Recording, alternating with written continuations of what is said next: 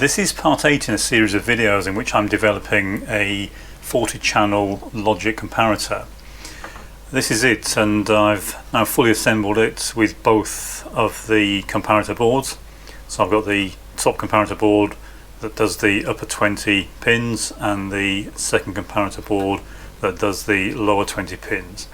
You can see it's a fairly compact unit, but if you were building one of these you would be able to make it even more compact if you really wanted. Notice on the lower board, just by way of testing, I've assembled it without any IC sockets, and you can see it makes for a much narrower profile. But even so, it's only about 35 millimeters in depth and about the size of an average digital multimeter, so it is quite compact anyway.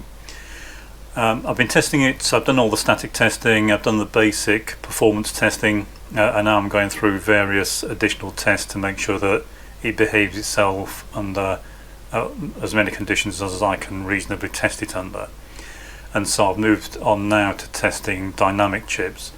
So I'll get it connected up and go through one of those tests to give you some idea as to what I'm actually doing.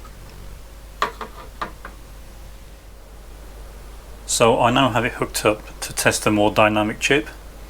If you watched my series of videos on the HP 9830A, then you know I changed a very large number of ICs.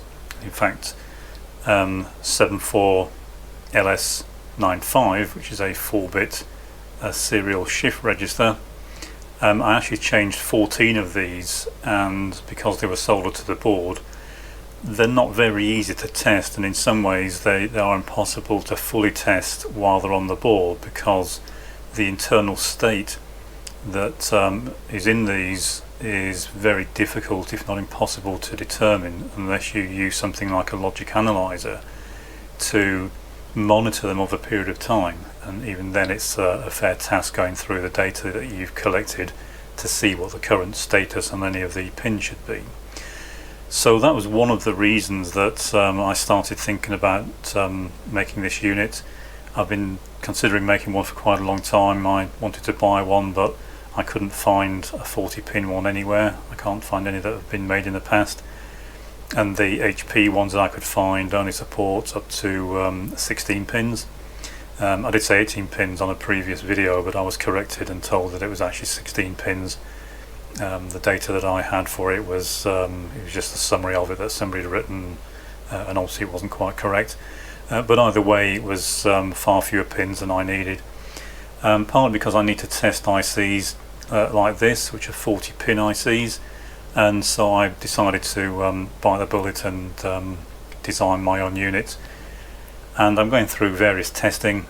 What I'm testing at the moment is a shift register, so it's a 7495.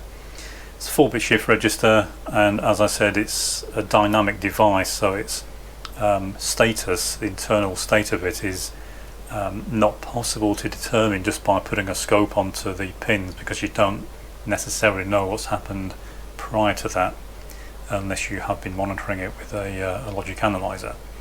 So if you're not familiar with shift registers, they're very simple. There is a clock input and a data input, and every time the clock changes state, then the value on the data input is latched into the internal 4-bit register. It's 4-bit in this case, obviously they do vary in size. And this is actually it's running at 1 Hertz clock, so if I change the input value, we have 4 LEDs that are connected to the 4 outputs.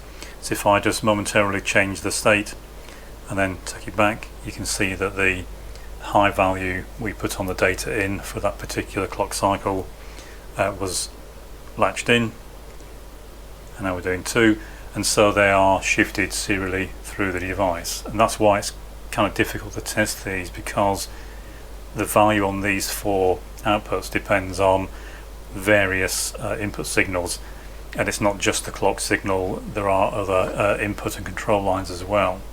So you need to essentially monitor all of them over a period of time to know what the value on these 4 should be.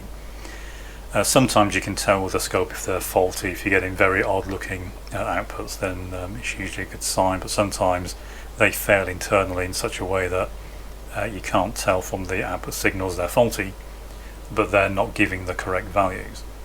and again, that's where a unit like this comes in extremely handy. It is hooked up. I have all 14 pins hooked up, and when I change the value of the clock, you can see that even though the value on these are changing, these are all fine. And just to prove that it's not a con and I'm actually monitoring these, I'll disconnect one of the lines so that you can see what is actually going on. So if I disconnect one of the outputs, you can see we're getting an error because the value that's being fed from the unit under test doesn't match the reference device on the actual test unit. So I'll just reconnect this and the light should go out, which it does. So this is running at 1 Hz. You can see it's latching the data in and we're not getting error signals as we shouldn't. I'll increase the clock speed to 1 MHz and again still no error signals. I'll lift this line again. What this is doing is just changing the value of the data we're feeding into the shift register. So I'll unplug this. It's going to appear as though all the LEDs change at once, and that's simply because the clock being fed into it is now at 1 MHz. So as you can see, that's working, the shift register is doing what it should, and we're not getting any error lights on the logic comparator. Now sometimes you'll get very brief indications on here if you're messing about like this doing it manually, because you're introducing noise into the system and you're getting very slow rising edges and that sort of thing. But in a real system, a real unit you're testing, you shouldn't be seeing this, and if you are getting lights coming on, then that is indicative that there is something wrong. As you can see, if I disconnect this, we're latching in all highs at the moment. If I reconnect this, we're latching in all lows, but whatever we do, we're not getting error lights. In other words, this is now working and is reliably monitoring the shift register. It's able to detect errors, as I showed when I unplugged the output. If I unplug a different output, I can get hold of it. You see we get another error, and again notice that the particular pin that's been identified as having the error matches the one that we've actually unplugged. Okay, so that's the type of testing I'm doing. I've actually already tested this one. This is a bit more of an involved test, and I tested this using an actual unit I'm repairing.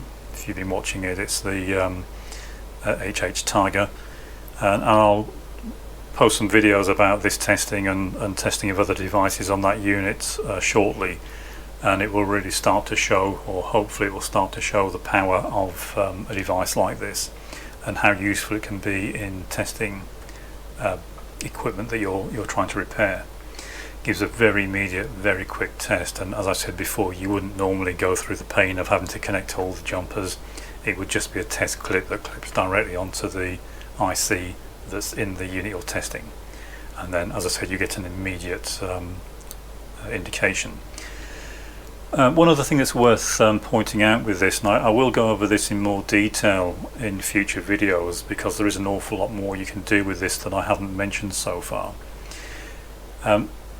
Items like multi-supply DRAMs that have 3 supplies, you can't plug them directly in by just putting the test clip onto the unit you're testing, but what you can do is leave the power disconnected and separately connect it to the module board, and that way you can actually test while they're still in circuit DRAMs that otherwise you need a special tester, or you'd have to try and substitute them and see if the fault goes away, but that's obviously a bit of a pain because quite often they're in banks, and usually they're in banks of at least 8, so it can be a bit of a long-winded pain, and you don't really want to start removing devices from old delicate boards if you can avoid it. Some boards are very easy to damage and you don't want to remove ICs unless you really have to.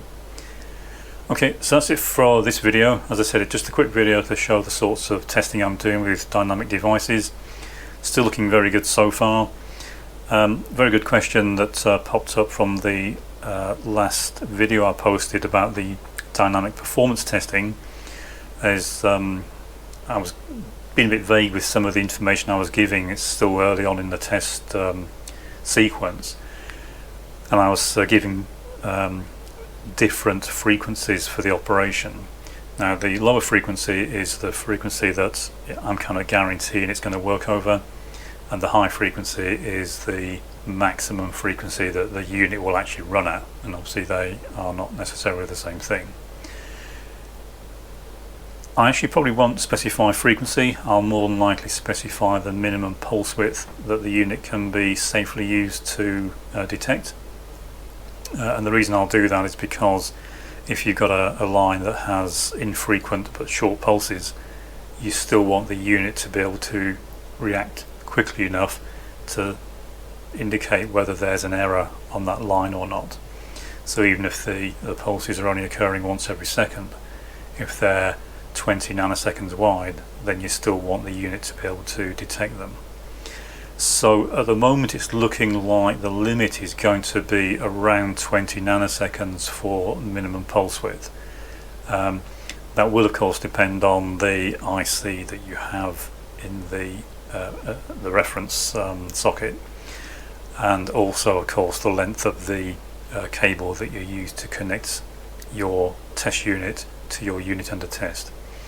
But I will update you on that as I do more testing and I fully realise the specification for this. I don't want to just send it out and promise things that it's not going to deliver. There's plenty of items like that on eBay already. I want to supply something that I've got a high level of confidence in. There's nothing worse than test equipment that you spend more time trying to fault find or figure out what it's doing than you would actually spend repairing the board if you didn't have it in the first place. Okay, so as ever, comments, questions welcome, and in the next video we'll look at some more detailed testing.